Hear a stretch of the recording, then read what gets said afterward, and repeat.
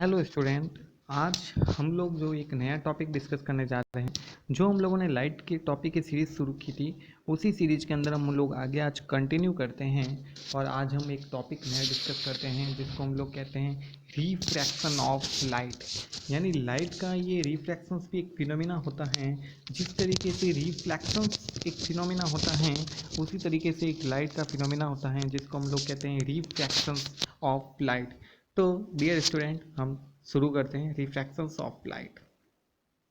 अब dear student, आप लोगों को इसके अंदर पता होना चाहिए कि लाइट का जो रिफ्लेक्शंस फिनोमिना होता है वो हमेशा सेम मीडियम के अंदर होता है, क्योंकि वहाँ पर जैसी लाइट आती हैं और वापस उसी मीडियम के अंदर चली जाती हैं।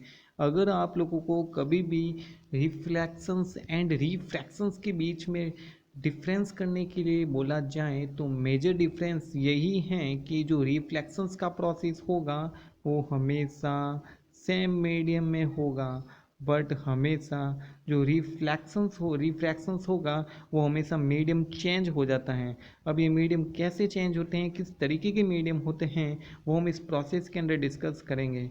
तो हम लोग सबसे पहले बात कर रहे थे the change in directions of light when it passes from one medium to another medium is called refractions of light. यानी जब लाइट एक मीडियम से दूसरे मीडियम के अंदर ट्रेवल करती हैं तब वो एक्चुअल में अपने पाथ से क्या हो जाती हैं, डिस्टर्ब हो जाती हैं। और ये पाथ से डिस्टर्ब होना ही उसका प्रोसेस क्या कहलाता है, रिफ्रैक्शंस ऑफ लाइट कहलाता है। In other words, the bending of light when it goes from one medium to another obliquely is called refractions of light. For example हम लोग बात करते हैं, जैसे कोई एक ग्रामीण क्षेत्र का अगर कोई लड़का है, कोई विलेज का लड़का है, वो आया यहाँ पर शहर में पढ़ाई करने के लिए। अगर स्टडी करने के लिए आता है, उसका मेन ऑब्जेक्ट क्या था, स्टडी करना, बट वो अपने स्टडी के पास से क्या हो जाता है, डिस्टर्ब हो जाता है, डाइवर्ट हो जाता है। क्योंकि शहर के अंदर आते हैं, यहाँ पर चारों तरफ एटमोसफियर देखता है, लोगों को देखता है, लोगों के रहन सहन को देखता है, तो अपने पास से क्या हो जाता है, डिस्टर्ब हो जाता है, डाइवर्ट हो जाता है। तो इसी तरीके से सेम एज कंपेयर के अंदर ये जो लाइट होती है वो भी क्या हो जाती है, अपने पाथ से डिस्टर्ब हो जाती है जब वो एक मीडियम से दूसरे मीडियम के अंदर आती हैं। तो यही फिनोमिना, यही प्रोसेस सारा सारा रिफ्रैक्शंस ऑफ लाइट कहलाता है। तो आगे हम लोग बात करते हैं। सबसे पहले in the refractions of light the angle of refraction is usually not equal to the angle of incidence. हम लोगों ने रिफ्लेक्शंस प्रोसेस के अंदर देखा था, वहाँ पे इंसिडेंट एंगल और रिफ्लेक्शन एंगल दोनों इक्वल होते हैं, बट यहाँ पर ये एंगल ऑफ इंसिडेंस और एंगल ऑफ रिफ्लेक्शंस जरूरी नहीं है कि हमेशा बराबरी हो, ये बराबर नहीं हो सकते। The angle of refraction is either small than the angle of incidence और greater than the angle of incidence. से बड़ा और छोटा कुछ भी हो सकता है।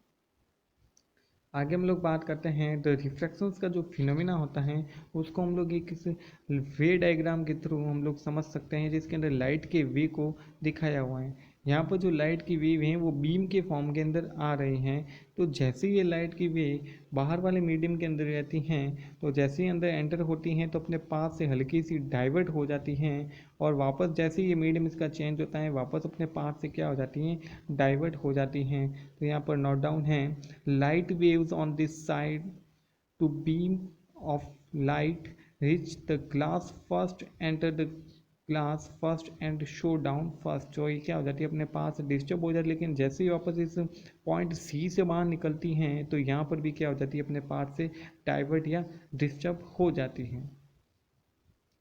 इसके बाद में हम लोग बात करते हैं when light waves moves from air into glass there speed decrease. यानी लाइट जब एयर से ग्लास के अंदर एंटर करेगी, जब लाइट एयर से ग्लास के अंदर एंटर करती हैं तो इसकी स्पीड क्या हो जाती है, इसकी वेवलेंथ क्या हो जाती हैं, डिक्रीज हो जाती हैं। क्योंकि स्पीड और वेवलेंथ दोनों साथ साथ में चलती हैं। अगर किसी लाइट की वेवलेंथ जो है वो, जिसको हम लोग लैम्डा से शो अप करते हैं, अगर वो डिक्रीज हो रही हैं तो उसकी स्पीड भी क्या हो जाएगी, डिक्रीज हो जाएगी। दोनों एक दूसरे के प्रोपोर्शनल्स होते हैं। तो अगर ये वेवलेंथ इंक्रीज होगी तो ये स्पीड भी इंक्रीज होगी, और वेवलेंथ डिक्रीज होगी तो ये भी डिक्रीज होगी। बट ये हमें लोग जब भी light air into glass, atmosphere से ग्लास के अंदर एंटर करती हैं तो ये फिनोमिना होता है और दोनों डिक्रीज हो जाती हैं। On the other hand when light waves come from out from glass into air the speed increase, their wavelength also increase. But इसका जस्ट रेसिप्रोकल करते हैं हम लोग, उल्टा करते हैं। जब लाइट क्या होती हैं ग्लास से एयर के अंदर एंटर करती हैं तब वो क्या करती हैं, तेज़ी से उसकी वेवलेंथ भी इंक्रीज़ होती हैं और उसकी स्पीड भी इंक्रीज़ होती हैं, यानी दोनों को दोनों एक दूसरे के डायरेक्टली प्रोपोर्शनल होते हैं। इसके बाद में हम लोग बात करते हैं जो मीडियम्स होते हैं लाइट के अंदर, वो मीडियम दो टाइप्स के मीडियम यहाँ पर होते हैं, क्योंकि ऑप्टिक्स के अंदर ये मीडियम अलग होते हैं और हम लोग दूसरे साइंस के अंदर ब्रांच के अंदर बात करते हैं वहाँ पर मीडियम अलग होते हैं। ऑप्टिक्स के अंदर जो मीडियम बात की जाती हैं वो सारे के सारे पार्टिकल्स के बेस पे बात की जाती हैं। तो यहाँ पर सबसे पहले हम लोग बात करते हैं फर्स्ट मीडियम के बारे में। A medium in which the speed of light is more is known as optically is called rare और denser medium। dense एक वर्ड आया है डेंसिटी से। डेंसिटी का मीनिंग होता है जहाँ पर पॉपुलेशंस की क्वांटिटी कितनी होती है पर किलोमीटर एरिया के अंदर, या जहाँ पर कोई चीज़ ज़्यादा होती है।